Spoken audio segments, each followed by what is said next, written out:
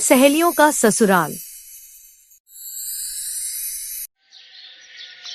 ए राधा, तेरा भी और देर स्कूल में बैठकर पढ़ने का मन है क्या? यार कर क्या रही है इतनी देर से? कब की छुट्टी हो गई लेकिन मैडम का स्कूल से जाने का मन ही नहीं है। हाँ बस आ गई, थोड़ा सा काम रह गया था वही निपटा रही थी। अरे इसका बस चले ना तो सारा दिन पढ़ती रहे। चल अब जल्दी चल, कहीं वो आइसक्रीम वाला चला न गया हो। ये है 3 बचपन की सहेलियां राधा, चंचल और स्वाति। तीनों 12वीं की स्टूडेंट थी और बचपन से एक साथ ही पढ़ी लिखी थी। तीनों साथ में स्कूल जाती, स्कूल से घर आती। उनमें राधा थोड़ी शांत और समझदार थी, चंचल बहुत हंसमुख और शरारती थी और स्वाति दिल की बहुत साफ और मेहनती लड़की थी। तीनों के 12वीं के पेपर आने वाले थे, इसलिए शाम को तीनों एक दूसरे के घर जाकर पढ़ाई करती। ऐसे ही तीनों ने वो परीक्षा भी पास कर ली, जिसके बाद तीनों ने एक साथ एक ही कॉलेज में एडमिशन लिए और फिर 3 साल कॉलेज में साथ रहने के बाद उनकी ये पढ़ाई भी पूरी हुई। एक रोज अब तो कॉलेज भी हो गया, अब तो हमारे पेरेंट्स हमारी शादी के पीछे हाथ धोकर पड़ जाएंगे। लेकिन सच कहूँ यार, मेरा मन नहीं कर रहा तुम लोगों को छोड़कर जाने का। मैं कैसे रहूंगी तुम छिपकलियों के बिना। हाँ यार, हम तीनों एक दिन भी ना मिले तो ऐसा लगता है जैसे खाना ही हजम नहीं हो रहा। तुम लोग चिंता मत करो, देखना हमारी शादी जहाँ भी होगी हम दोस्ती कभी नहीं छोड़ेंगे। अरे मैं तो कहती हूँ हम एक ही घर में शादी कर लेंगे। क्या बात कर रही है? मतलब हम तीनों सहेलियों का एक पति? चुप कर पगली, मेरा मतलब है 3 भाइयों से। फिर तीनों जोर जोर से हंसने लगी। तीनों को नहीं पता था कि किस्मत उनके लिए सच में यही लिख चुकी है। कुछ समय बाद तीनों की उम्र शादी लायक हो चुकी थी। एक दिन राधा के घर रिश्ते की बात आई। लड़का अच्छी नौकरी करता था और उसका खुद का घर भी था, पर सबसे खास बात ये थी कि उस घर में 3 भाई थे। माँ, वो तीनों भाई हैं, मतलब बड़ा परिवार होगा। अरे वाह, ये तो अच्छी बात है। सारी जिम्मेदारियाँ तुझे अकेली पर नहीं आएंगी ना। फिर भी माँ, इतने बड़े परिवार में एडजस्ट कर पाऊंगी? और फिर पता नहीं मेरी देवरानियाँ कैसी आएंगी। वो तो नसीब की बात है बेटी। वैसे मेरे पास एक आइडिया है, अगर तुम्हारी दोनों सहेलियाँ ही तुम्हारी देवरानी बनकर आ जाएं, तब तो कोई प्रॉब्लम नहीं होगी तुम्हें। अरे वाह माँ, ये बात मेरे दिमाग में क्यों नहीं आई? मैं अभी उन दोनों को एक खुशखबरी देकर आती हूँ। राधा भागती हुई चंचल और स्वाति के घर पहुँची। तुम दोनों को एक बात बतानी थी, जल्दी बोल, कहीं मिठाई खाने वाली खबर तो नहीं? हाँ, बात ही ऐसी है, जिस घर से मेरा रिश्ता आया है वहाँ 3 भाई हैं। हाँ तो इसमें इतनी खुश क्यों हो रही है? तू तो ऐसे बोल रही है जैसे तेरे कुंभ में बिछड़े हुए भाइयों। अरे नालायको, तभी तो कहती हूँ अपनी अक्ल बेकार की चीजों में कम लगाया करो। मेरे कहने का मतलब है अगर सबको मंजूर हो तो हम तीनों की शादी उसी घर में हो सकती है। फिर कुछ पल के लिए सन्नाटा छा गया। फिर चंचल और स्वाति दोनों खुशी से उछल पड़ी, जिसके बाद तीनों सहेलियां खुशी से गले लग गईं। उनका बचपन का सपना जो सच होने वाला था। कुछ महीनों बाद तीनों सहेलियां एक ही घर की 3 बहुएं बनकर आईं। घर में सास कमला देवी थी और ससुर रामनाथ जी। तीनों भाई भी अलग अलग स्वभाव के थे। बड़ा भाई अमित थोड़ा गंभीर लेकिन जिम्मेदार था। मंझला भाई विकास हंसमुख और मजाकिया और सबसे छोटा भाई समीर थोड़ा गुस्सैल लेकिन दिल का अच्छा। आई तो तीनों बहुएं एक साथ हैं, पर क्या ये तीनों आगे साथ निभा भी पाएंगी? बहुत सी दोस्तियां देखी हैं जो देवरानी जेठानी के रिश्ते में पड़ते ही एक दूसरे से अलग हो जाती हैं। उधर तीनों बहुएं एक दूसरे से धीरे धीरे बातें कर रही थी। अरे यार, घूंघट में दम घुट रहा है, पता नहीं कब तक इसमें ऐसे बैठना पड़ेगा। नहीं, मैं तो इसे हटा रही हूँ। नहीं, ऐसा नहीं करना चंचल, यहाँ आसपास और भी औरतें हैं, उन्होंने तुम्हें ऐसा करते हुए देख लिया ना तो 100 बातें बनाएंगी। हाँ, कहीं ऐसा ना हो फिर सासू माँ पहले दिन ही सास वाला रूप ले ले। अरे चुप रहे, सासू माँ सुन लेंगी तो आफत आ जाएगी। यार ये राधा भी ना कितना डरती है, पहले स्कूल में प्रिंसिपल मैडम से और अब ससुराल आते ही सासू माँ से।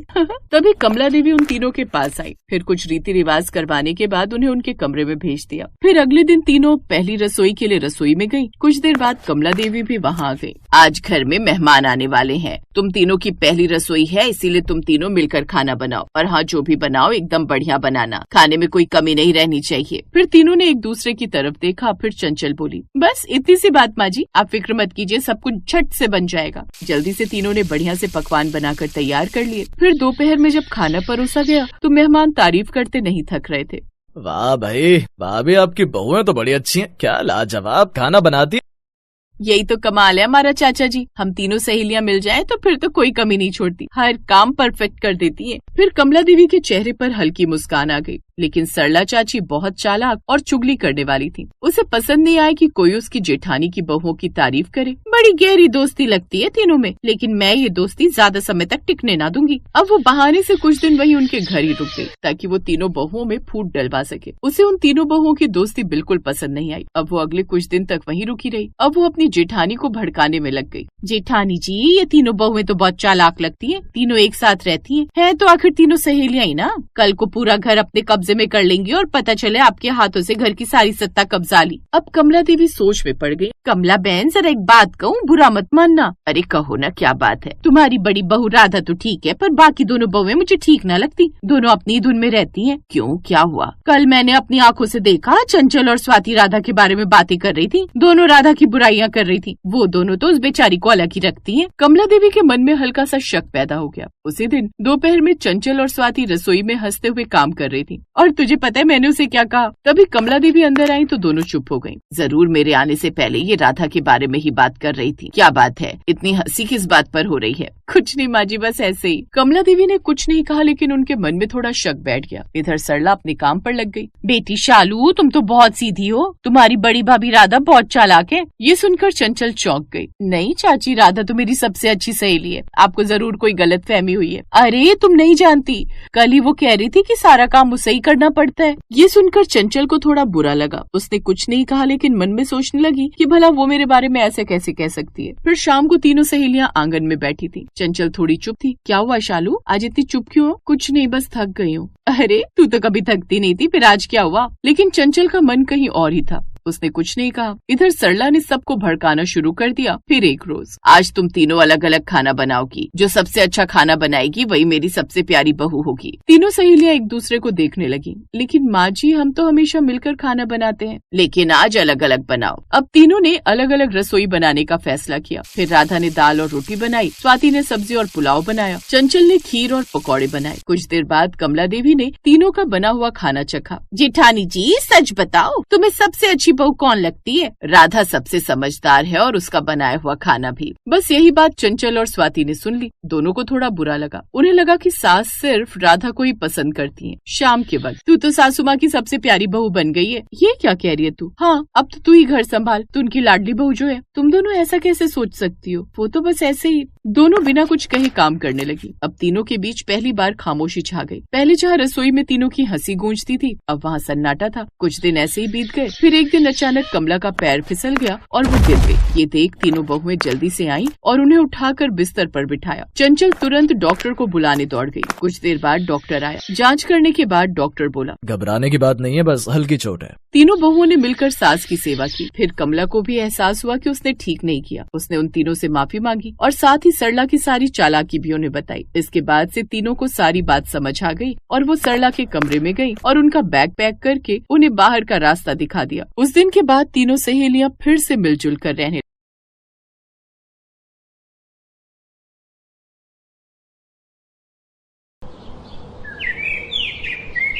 ये कहानी है गांव के शांति निवास की, जहां गांव की ज्यादातर औरतें शांति निवास के आंगन में आकर बैठ जाया करती और तो और वो 4 लोगों की चुगलियां करती रहती। ऐसे ही एक दिन शांति अपनी बड़ी बहू पूजा को आवाज लगाती है और कहती है, अरे ओ पूजा, ओ काजल, कहाँ मर गई सबकी सब? देखो तो तुम्हारे घर मेहमान आए हैं। जरा जल्दी से 2-4 कप कड़क चाय चढ़ाओ और वो जो कल मठरी बनाई थी वो भी प्लेट में भर कर ले आना।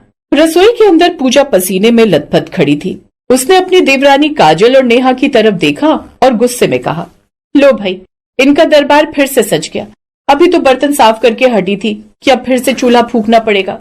ये ताई जी तो जैसे हमारे घर का रास्ता ही रट चुकी हैं। इनके अपने घर में क्या आग लगी रहती है जो दिन भर यहाँ पड़ी रहती हैं? दीदी, आप तो बस चाय की बात कर रही हो। कल बिमला मौसी माँ जी को पट्टी पढ़ा रही थी कि हमारी छोटी बहू नेहा आजकल बहुत सज धज कर रहती है। अब बताओ, जवान लड़की है, सजेगी नहीं तो क्या करेगी?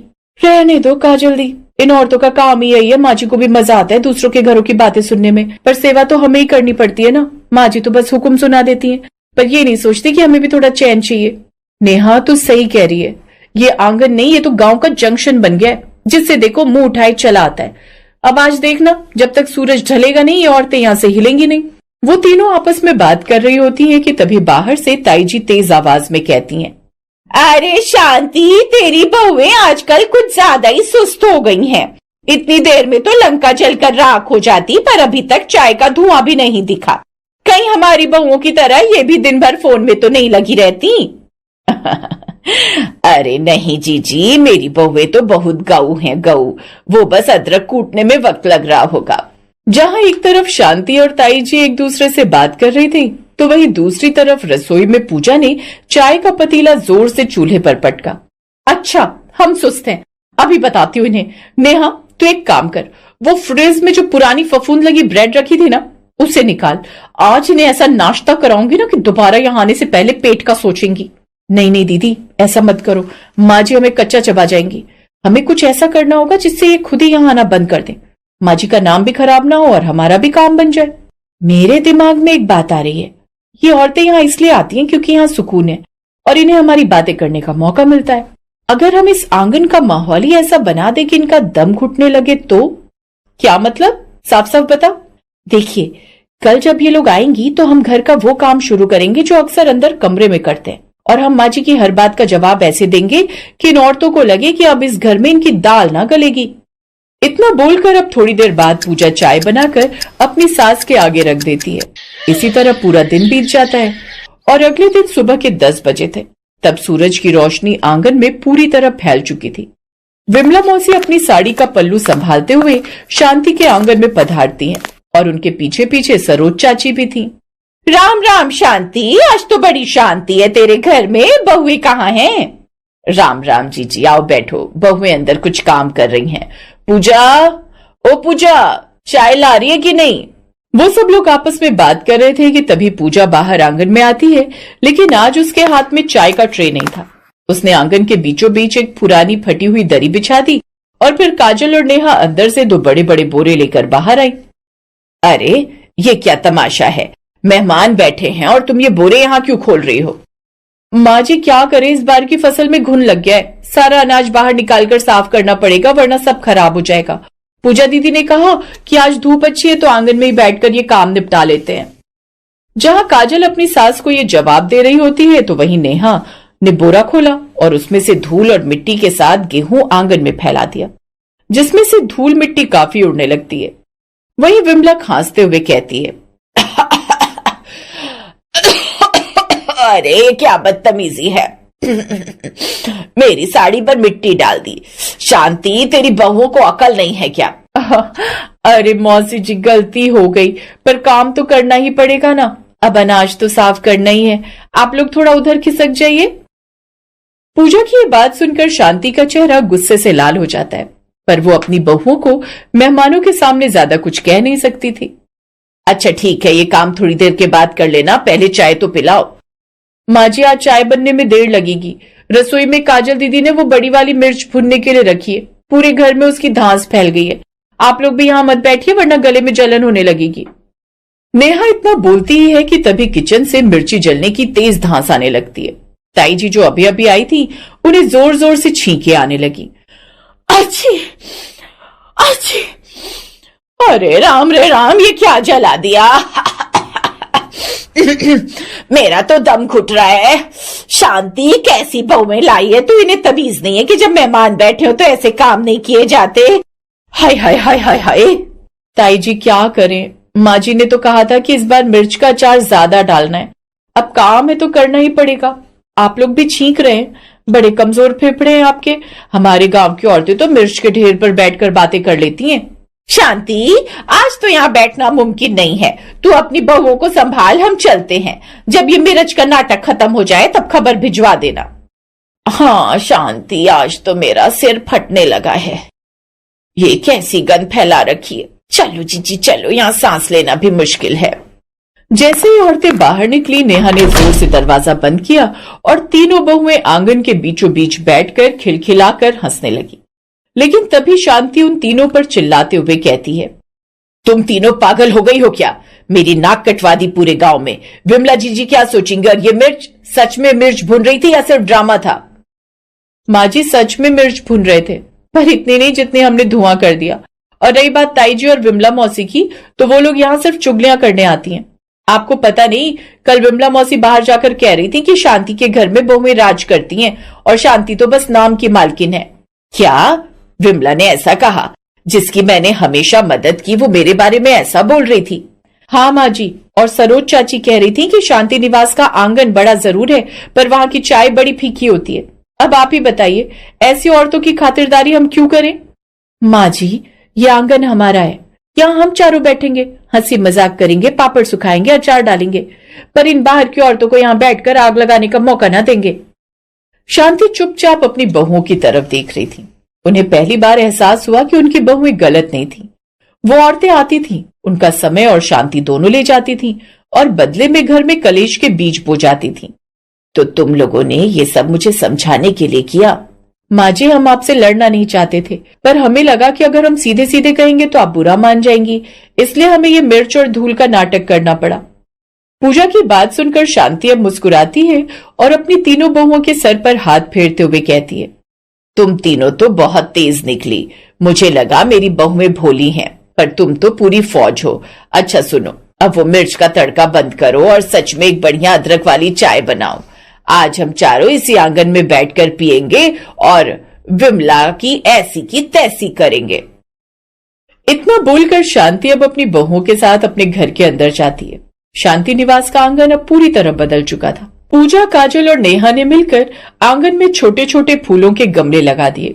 अब दोपहर में वहां औरतों की सभा नहीं, बल्कि साफ सफाई और घर के कामों की हंसी ठिठोली होती थी।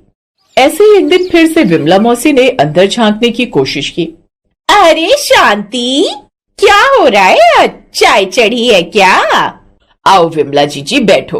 पर आज मेरी बहुएं योगा कर रही हैं और उसके बाद वो लोग आंगन की लिपाई करेंगी। अगर तुम्हें मेहनत करने का मन हो तो आ जाओ, वरना चाय तो आज हम शाम को ही पिएंगे। शांति की ऐसी बातें सुनकर विमला उल्टे पैर ही चली जाती है। पूजा रसोई की खिड़की से ये सब देख रही थी। उसने नेहा और काजल को आंख मारी। देखा, अब माँ जी भी सीख गई हैं। हाँ दीदी, आखिर सास किसकी है? अब इस आंगन में सिर्फ हमारी खुशियां होंगी और माँ जी अब से चाय का ऑर्डर सिर्फ हमारे लिए होगा, इन चुगलखोरों के लिए नहीं। Thanks for watching.